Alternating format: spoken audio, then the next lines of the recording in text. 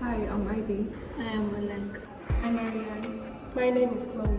And we are Team 5. I'm the group lead of Team 5, and our topic was conflict and peace. Our issue was impact of unresolved conflict on individual social well-being. Our aim was to sensitize our community on how to resolve conflict and maintain healthy relationships. So we did various activities in order to achieve our aim, and in these activities we ensured that each individual gets to learn about how to resolve conflict in healthy ways.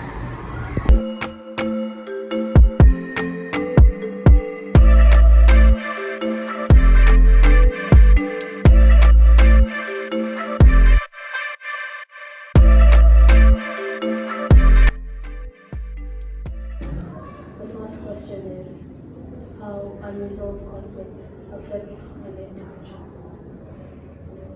Okay. First off, we also need to understand when we say conflict, what exactly do we mean? And this is basically a clash of interest or opinion, disagreement, a quarrel, a dispute, depending on its level and who is engaged. Conflict varies in most cases. It might be personal between two people, it might be racial, it might be a class, it might be political, it might be international. So depending, it can even be man and nature, or it can also be an inner conflict because your values do not match what exactly has been out of the external world. So half of the time, conflict is natural in some cases, and the other time it's unnatural. And its impact, whether in the nature bit of it or nature bit of it, it's very detrimental, especially when it's unresolved. What does unresolved conflict bring about to me as an individual and my well-being? Number one, if it were a workplace, the first thing that I lose is motivation. I lose the guts to work. If I am to deliver, I'm going to give you half-baked work. There is absenteeism, I would not want to come to work. If it's interpersonal, half the time, levels of distrust are created to build a safer place. If it's physical, half of the time we develop anxiety, there's triggered anger, there's fear within us. And sometimes to the extremes where it is gone, we've seen death occur because it has not been resolved, and someone thinks the best way for me to handle this is then he puts this person away. And this is very common in marriages or relationships because you cannot agree, I hate you, I do not like you, people go to the extremes. They've ended up killing others. So I'll tell you that conflict, for as long as it's unresolved, it's either affecting you personally or even your behaviors towards others are going to reflect that. And the easiest thing we see first is anger. Someone being very agitated, very irritable, hyper-vigilant. So when you start seeing those clues, then you know there's something else that has been unresolved in their life. So how do you think a person can resolve the conflict they're going through to maintain a healthy relationship? Number one, if you're going to resolve conflict, the first thing is talk about it. For as long as you don't air it, then you cannot bring it out. Sometimes you choose to be passive and you're like, but internally you're having a conflict.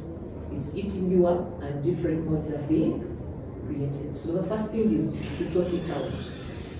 Choose a neutral place where you think you can have this discussion with this person. We've seen if it's at a regional or international level, there's what we call mitigation. Getting neutral persons from different countries to come and convene a meeting, then address both sides so that the resolution is made. And then number two, if it's something you think you can leave that position to go to another, please do it for your own well-being of the other person. But please make sure you do what? You talk about it. And even as you talk about it, you're not blaming.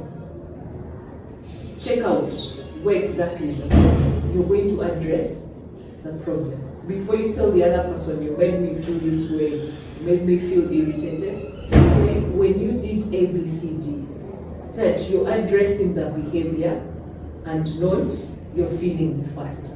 Address the behavior first before you bring in your feelings. It's very, very pertinent. And you also, as an individual, sometimes accept criticism.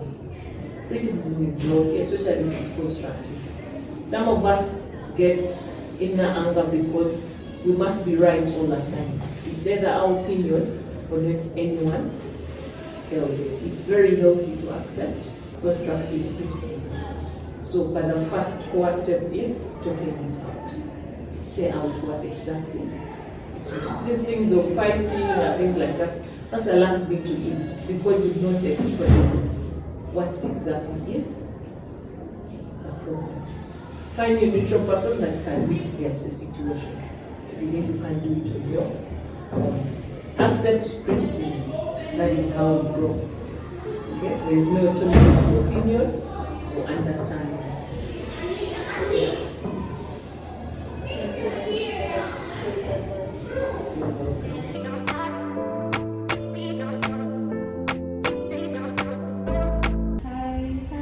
What do you think would be the best way to resolve conflict? I think if me and my friend are arguing, we will talk, give each other a bit of space, and after a few days we'll talk again and we'll tell each other what exactly made us upset and try to look at each other's point of view. If that doesn't work out, we would give each other a bit more space, and hopefully again we would hopefully become friends again. Hi. Okay, so as we all know, unresolved conflicts can take a negative toll on an individual. So how exactly would you resolve conflict in a healthy manner? So first of all, I'll try to see both parties' viewpoints, personal viewpoint, and find where the core problem is. Another thing is I'll try to talk to them and not involve other people, and also not mirror them. Okay, thank you. Thank you for your time. Hello. How do you think unresolved conflict affects an individual? I think unresolved conflicts affect an individual when they keep those matters themselves, which changes their behavior, affecting people in their area or community and their loved ones, also affecting their mental health. And how can we solve those conflicts? We can resolve those conflicts by settling down in an orderly matter and setting out the main facts that cause that conflict and trying to work on them. Thank you for your time.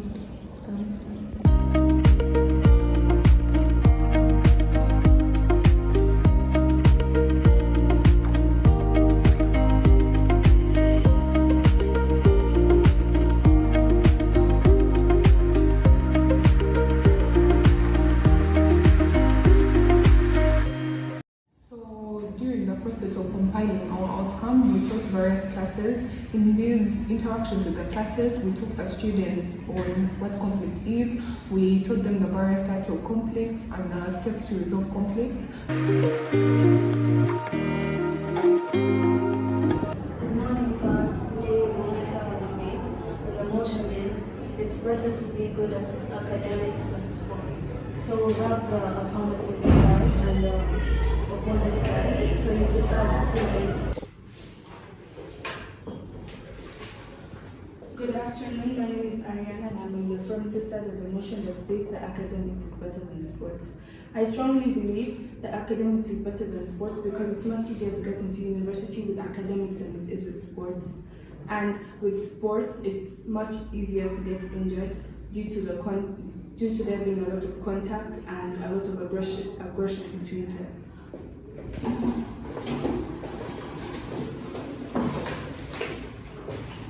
Hello, I'm Ivy on the opposing side of this debate, and I strongly believe doing sports is better than doing academics because as we can see today, there are various individuals that are succeeding in life. For example, Serena Williams, Messi, Ronaldo, and a few others. So I believe just because a few individuals are not good at sports doesn't mean that they should think that we won't be successful in life. Just because you're academically challenged doesn't mean that everyone has to be good at sports to get into university. What does that imply? Please settle down. This is a debate, not a battlefield. Act like civilized people and go out and talk this through. Thank you.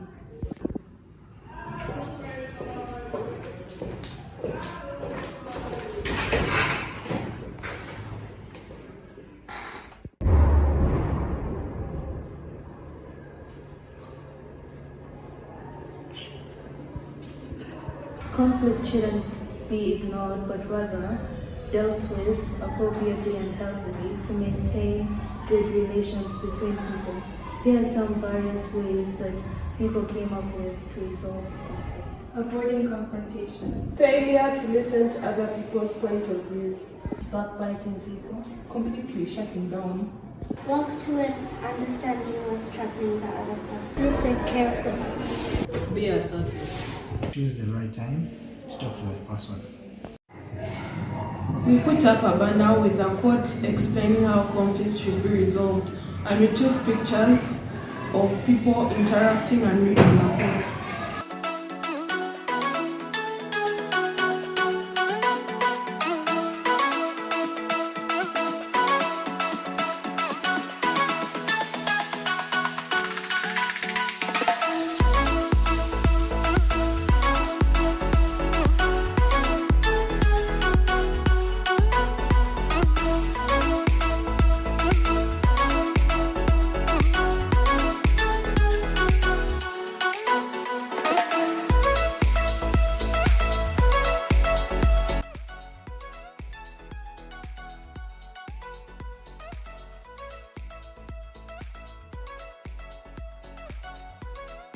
We sent out a survey to different classes to help us achieve our aim.